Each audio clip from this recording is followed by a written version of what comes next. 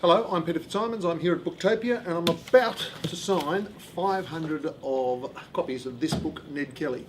I've done 25 books. It's the second favourite book I've ever done. Number one is Batavia, number two is Ned Kelly. It is a staggering tale, and I suppose the first time I realised the fascination of it, I went down to Glenrowan in May of this year. I'm in the Glenrowan pub, and there's the replica, not unlike this, except it didn't have a Batman cape at the back.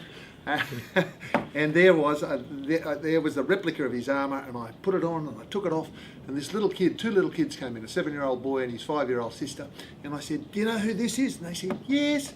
And I said, "Who is it?" "Ned Kelly." And I said, "Was he a good man or was he a bad man?" And the little girl said, "Good man," and the little boy said, "Bad man."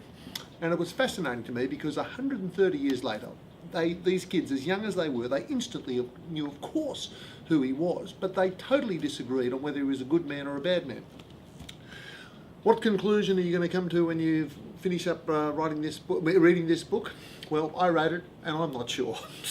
But he was a fascinating man, and the way I've written it ideally is so that it feels like a novel. So I want to have it so that you actually feel like you're there on the train as it pulls up at Glenrowan station and the man runs out and says, "Quick, the Kelly gang, they're in the inn," and you look through the moonlight and there is the silhouette of the Glenrowan inn, and you realise that the most hunted gang in the land, they're 100 yards away, and they charge up towards it, and then they can see this dim figure there, with this extraordinary looking figure there, and they fire out a shot, and one of the police cries out, "Surrender!" and Dan Kelly, Ned Kelly's brother, fires out in his own helmet, "Surrender, be buggered, come and get us!" and on it goes. And so the whole idea for me to write the book is to feel like you're there and draw your own conclusions at the end.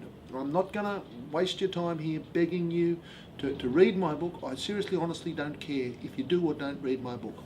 All I care is that you buy my book from Booktopia. Thank you.